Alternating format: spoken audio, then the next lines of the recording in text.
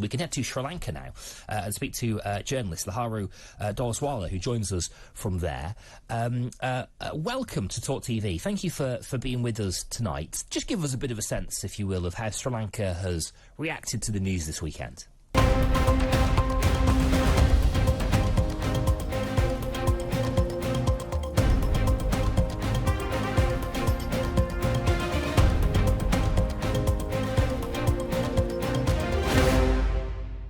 Listen, we're continuing our journey around the Commonwealth tonight and getting to some countries around the world that, of course, have an important sort of place in Her Majesty the Queen's heart, no doubt, and you know, are very relevant to the institution of the royal family. We can head to Sri Lanka now and speak to journalist Lahiru Doloswala, who joins us from there.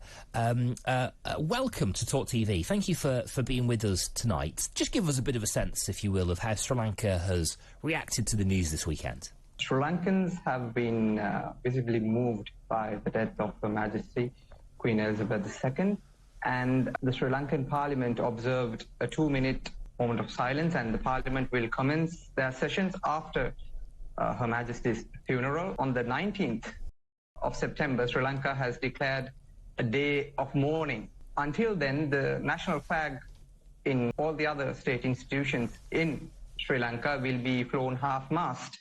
As well, in social media, Sri Lankans have reacted very positively, as in about the Queen and her service to the Commonwealth, as she was the leader, and she was also the head of state of Sri Lanka from 1954 to 1972, when Sri Lanka was a dominion. Her Majesty, she has visited Sri Lanka twice in her lifetime. She's the only British monarch to visit Sri Lanka during the 150 years of British rule that Sri Lanka experienced from 1815. And in both times, she has expressed her views very strongly on Sri Lanka, especially during her 1981 visit by an invitation by the Sri Lankan government to celebrate 50 years of universal franchise and voting rights. Sri Lanka remains the first Asian nation to have voting rights, and we are considered the oldest democracy in Asia, with the parliamentary system introduced by the United Kingdom. And Sri Lankans in generally have a very positive tone about Queen Elizabeth II, about her reign as the leader of the Commonwealth. And as part of the Commonwealth, Sri Lanka has been very active. The president has also said that he will be more close with the Commonwealth now that Sri Lanka is now facing an economic crisis as well. And the general tone of Sri Lankans are, let's say, compared to other colonies that were ruled under the British Empire, Sri Lankans are quite reacting. They have been very moved by Her Majesty's loss. That's very interesting. You said that the current sort of situation and the economic situation in Sri Lanka has meant that there is a sort of desire, perhaps, and of course we've seen a lot of political, haven't we, and social unrest in Sri Lanka in the last few weeks and months, that has perhaps garnered a desire to move closer to the United Kingdom as a Commonwealth.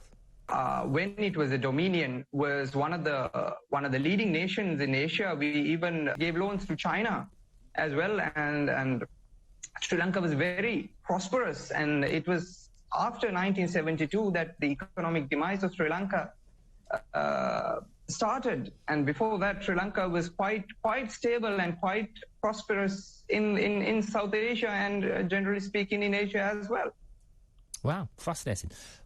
What of the Queen's relationship with Sri Lanka then, and the relationship between, you know, Sri Lanka and Her Majesty the Queen? A couple of visits and a place that I think it's fair to say that she enjoyed her time in, right? During her first visit, she spent 10 days in Sri Lanka. She visited almost all of the historic sites, all the past kingdoms and ruins, and all the special religious places in Sri Lanka. And she's the only monarch in Sri Lanka after the early kings of Sri Lanka to receive a perahera. A perahera is a festive procession with elephants and dancers and light in the city, the previous kingdom of Kandy. They celebrated her visit by dedicating a perahera for herself. And now, even now, the perahera is considered, the Kandy perahera is considered one of the largest tourist attractions in Sri Lanka. And Duke of Edinburgh has her own relationship with Sri Lanka as well. He was stationed in Sri Lanka while he was a officer at the Royal Navy, where he assisted in surveying the Trincomalee Harbour, which is now considered a very strategic position in the Indian Ocean. And his personal car that he used still remains at the Goldface Hotel, where it has been a museum piece. It sounds like you've got some parenting to do, Lara, in the background with the with the young one. Bless you. So we'll let you get back to it. But really appreciate your time tonight. Oh, sorry, bear with us. Sorry, it's all right. Go ahead. Go, Harry, stick about. Go ahead, Victoria. Oh, I was just wondering whereabouts you are in Sri Lanka. Where I am? Yes, I'm in Colombo, the capital city of Sri Lanka. In fact, when I was listening to your postbox comment, and we exactly have one of those right there in the neighborhood. Which one? From dating back, I think it's from King George's period as well, and there's one from the Victorian period as well.